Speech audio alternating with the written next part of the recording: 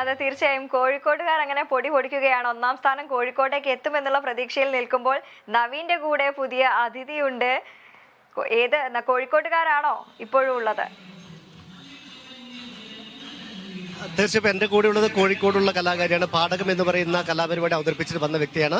അവളുടെ പേരെന്താ? Krishnapriya. School Vadakara BMHSS. നന്നായിട്ട് പെർഫോം ചെയ്തോ?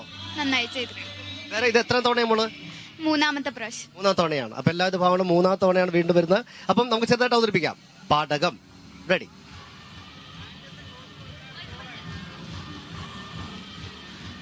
പുരുഷാർത്ഥ ചതുഷ്ടയത്തെ സാധിപ്പാനായിക്കൊണ്ട് സകല ജഗദാധാരഭൂതനായി സച്ചിദാനന്ദ സ്വരൂപനായിരിക്കുന്ന ഭഗവാൻ ശ്രീനാരായണന്റെ ശ്രീമത് പാദാരവിന്ദങ്ങളെ ഹൃദയ കമല കർണിക മധ്യത്തിങ്കലം മാറുവച്ച് ഭക്തി പുരസ്സരമവണ്ണമുറപ്പിച്ചുകൊണ്ട് ഉപാസിച്ചുകൊള്ളണം.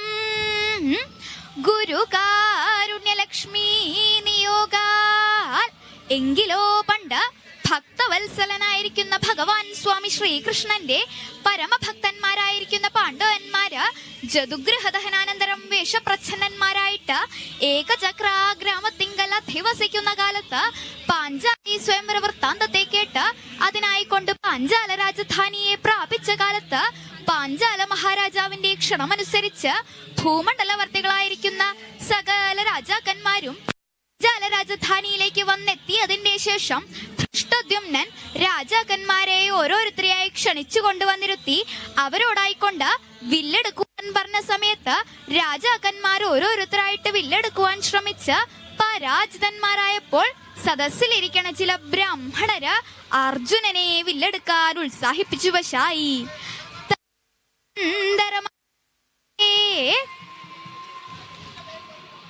വളരെ കൃത്യമായിട്ട് അങ്ങടെല്ലാം വിഷയമായിട്ട് പറഞ്ഞു അല്ലേ? അപ്പൊ ഇന്നലെ സുഖം നന്നായിട്ട് വരട്ടെ. All the best. ഓക്കെ.